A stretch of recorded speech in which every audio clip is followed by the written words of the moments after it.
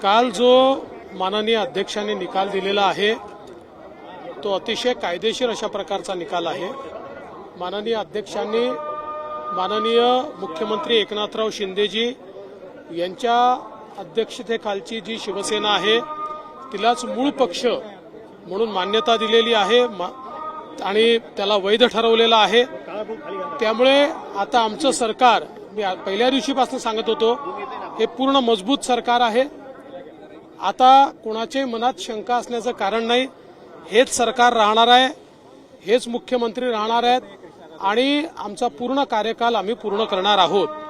खरं म्हणजे माननीय अध्यक्षांनी अतिशय चांगलं विश्लेषण करून सर्वोच्च न्यायालयाने जे प्रश्न फ्रेम केले होते त्याच्यावर योग्य उत्तर देत आणि योग्य इन्फरन्सेस काढत हा घेतलेला निर्णय आहे। त्यामुळे मी अध्यक्षांचं देखील मनापासून अभिनंदन करतो। जो न्याय म्हणायचं तर काय म्हणायचं अशा पद्धतीचं उद्धव ठाकरे बोलले, संजय राऊत सुद्धा म्हणतायत आणि हक्कभंग आणणार आहेत आता अध्यक्षांवर किंवा काहीतरी सुरू आहे। असं आहे, पहिल्यांदा तर यांना कायदा कळत नाही। आता त्यांनी एकमेकाला चोर म्हणावं, डाकू म्हणावं, काही म्हणावं, आम्हाला त्याच्याशी घेणं देणं नाही। ते त्यांचं त्यांना माहिती, त्यांना जे शब्द वापरायचे ते त्यांनी वापरावे। एक गोष्ट निश्चितपणे आहे की त्यांची निराशा यातनं झळकते।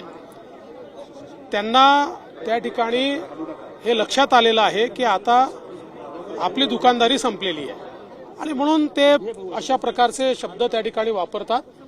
मुळातच माननीय अध्यक्षांनी जो निकाल दिलेला आहे तो पूर्ण कायदेशीर बाबींचा विचार करून आणि विस्तृत निकाल दिलेला कोर्टात आव्हाने देणार आहेत आता ते जरूर द्यावं, प्रत्येकाला अधिकार आहे। ते देखील आव्हान देणार आहेत। शिंदे साहेब म्हणाले आम्ही देखील विचार करता आव्हान देणार, सगळ्यांनी द्यावं।